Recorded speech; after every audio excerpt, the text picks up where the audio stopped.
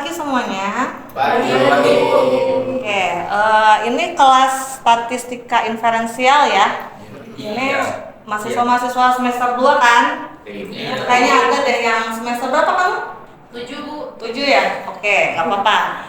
Ya, perkenalkan untuk yang baru, perkenalkan nama saya Fitria Siti Hanifah. Saya dosen statistika inferensial di semester ini. Ya, jadi nanti kita selama 1 semester kalian akan belajar statistika inferensial bersama saya. Oke. Kalau misalnya nanti kalian ketemu sama saya di luar kelas, nanti kalian bisa sapa saya ya. Oke. Ya. Sebelum kita masuk ke materi, kita absen dulu aja, oke? Dania Siti, Ada Bu. Hilmi Salsabila. Sakit Bu. Sakit ya? Iya. Oke. Naila Zeta, Izin Bu. izin kemana? Dispen Bu. Dispen. Oh, oke. Nanti suruh Nailanya kirim surat dispennya ke saya ya. Iya. Oke. Raditya, ada yang belum ke absen nggak? Saya Oh, belum masuk absen ya? Nanti hubungi TU aja ya, kalau belum ada di absen namanya.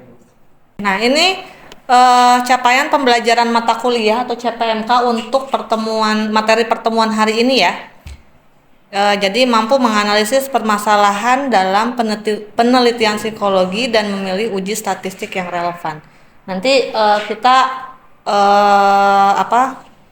masuk ke sub CPMK-nya itu setelah menyelesaikan bahan kajian ini, mahasiswa mampu melakukan analisis statistik yang sesuai gitu ya. Nanti analisisnya yaitu analisis regresi linear sederhana. Oke. Pertemuan hari ini kita sudah masuk ke analisis regresi linear sederhana. Kemarin saya suruh kalian baca dulu tentang analisis regresi linear sederhana. Pada baca nggak? baca. Baca. Ada yang belum baca? Saya Bu. Saya. Kenapa belum baca? Lupa Bu. Ya, nanti untuk minggu depan kalau saya suruh baca, kalian baca ya. Iya. Nah, ini nanti kita bahas dulu tentang regresi linear sederhana, regresi linear. Jadi kemarin minggu sebelumnya, pertemuan sebelumnya saya kan sudah membahas sedikit tentang apa itu analisis regresi linear ya. Mudah-mudahan masih pada ingat. Analisis regresi linear itu adalah analisis statistika yang mengkaji tentang pengaruh dari variabel independen terhadap variabel dependen gitu ya. Nah, nanti analisis regresi linear ini itu ada 2 jenis. Ada analisis regresi linear sederhana dan ada analisis regresi linear berganda. Nah, di pertemuan hari ini kita akan membahas tentang analisis regresi linear sederhana gitu ya. Nah, apa sih analisis regresi linear sederhana itu? Ada yang tahu? Saya Bu ingin menjawab. Ya, silakan. Yang saya tahu dari regresi linear sederhana itu kita memprediksi dari efektivitas suatu treatment yaitu variabel X independennya, terus bagaimana kita memprediksi variabel Y-nya alias dependennya. Nah, kalau bedanya dengan regresi linear berganda itu variabel X-nya penentunya itu cuma 1, karena ya kalau lebih dari 1 itu nanti namanya regresi linear berganda, bukan sederhana begitu. Ya, oke.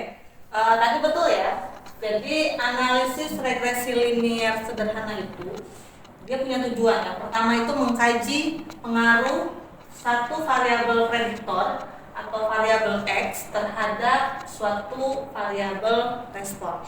Gitu ya. Itu yang pertama. Jadi kita mau melihat atau mengkaji pengaruh, ada nggak sih pengaruh variabel X terhadap variabel Y. Nah, kalau untuk analisis regresi linear sederhana, jumlah variabel prediktornya itu cuma ada 1 dan 1 variabel Y-nya gitu ya, atau variabel responnya.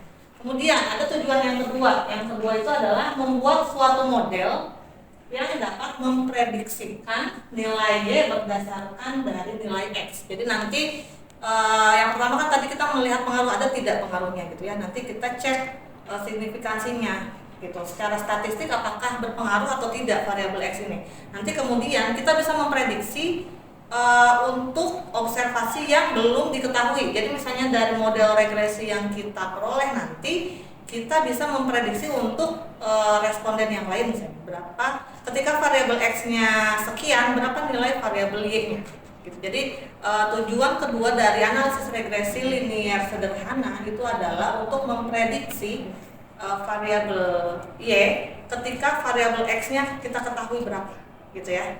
Nah, nanti kita lihat nih di sini variabel X itu adalah prediktor ya. Jadi nanti kita mau lihat pengaruh dari variabel X terhadap variabel Y atau variabel responnya.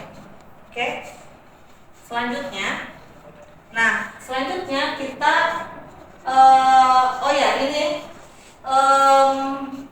di dalam analisis regresi linear itu ada beberapa istilah ya. Jadi untuk yang mempengaruhi itu istilah lainnya itu bisa variabel independen atau variabel bebas atau variabel prediktor atau dikenal juga dengan variabel X gitu ya. Jadi kalau misalnya kalian baca buku nih, di buku 1 ada yang bilangnya variabel prediktor. Di buku yang lain mungkin dia memakai istilahnya variabel independen. Nah, itu sama-sama aja gitu ya. Variabel prediktor, variabel independen, variabel bebas atau biasanya variabel X itu sudah dikenal dengan variabel yang mempengaruhi terhadap variabel Y-nya atau variabel yang dipengaruhinya. Nah, untuk variabel Y-nya itu istilah-istilahnya ada variabel dependen, kemudian ada variabel respon, dan ada juga variabel bebas. Jadi nanti ketika kalian menemukan istilah-istilah ini jangan sampai bingung, jangan sampai kebalik-balik. Prediktor itu apa ya? Respon itu apa ya gitu. Jadi harus tahu bahwa prediktor itu adalah variabel untuk yang mempengaruhi. Kemudian respon itu adalah variabel yang dipengaruhi. Oke, sampai sini bisa dipahami? Oke. Kita lanjut lagi ya. Nah, di sini ada model regresi linear sederhana. Oke. Untuk model regresi linear sederhana, kita bisa lihat nih. Di sini ada X ya, ada Y ya. Kemudian nanti ini adalah nilai-nilai errornya. Nilai-nilai errornya. Nanti dari plot-plot ini nanti kita akan membuat sebuah model regresi gitu ya. Nanti model regresinya itu adalah yang di atas itu ya, model regresinya. Nanti akan, jadi kita memproses data kita, kemudian kita akan memperoleh model regresinya. Nah, model regresi itu nanti kita akan gunakan untuk memprediksi yang tadi ya. Jadi model regresi ini kita akan gunakan untuk memprediksi variabel Y-nya. Oke. Selanjutnya untuk estimasi parameter.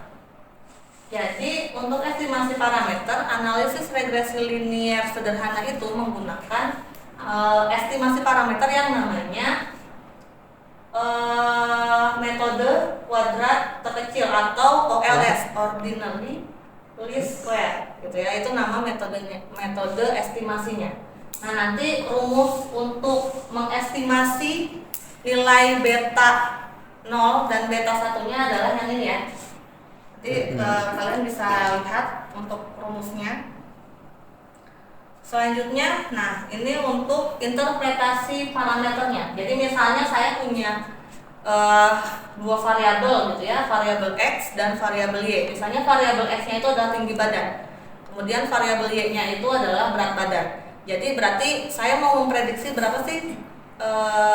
Pertama saya mau melihat pengaruh dari tinggi badan terhadap berat badan. Ada nggak sih pengaruh dari tinggi badan terhadap berat badan gitu ya? Nanti kalau misalnya kita sudah analisis, kita tahu signifikan atau tidak, berpengaruh atau tidak gitu ya. Kemudian yang kedua nanti kita bisa prediksi. Kalau misalnya di sini contoh modelnya itu sudah ada, contohnya berat badan itu diprediksi dengan menambahkan 0,5 ditambah 2x.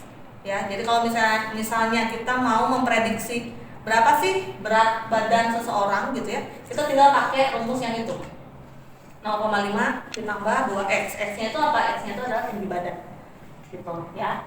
Jadi nanti untuk menginterpretasikan nilai itu berarti interpretasinya kenaikan tinggi badan sebesar 1 cm itu akan mengakibatkan kenaikan berat badan sebesar 2 kg gitu ya. Atau jika tinggi badan naik maka berat badan akan naik gitu ya. Kita bisa menginterpretasikannya seperti itu. Oke, kita sekarang kuis dulu ya. Nah, kalian bisa scan barcode yang di sini, yang di depan ini untuk mengikuti kuisnya.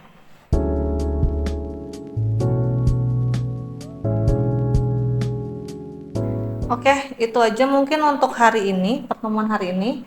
Mudah-mudahan apa yang sudah tadi saya sampaikan dan yang sudah kita tadi coba analisis itu bisa dimengerti dan difahami oleh kalian ya. Itu aja mungkin dari saya. Assalamualaikum warahmatullahi wabarakatuh. Waalaikumsalam warahmatullahi wabarakatuh. Oke, terima kasih semuanya.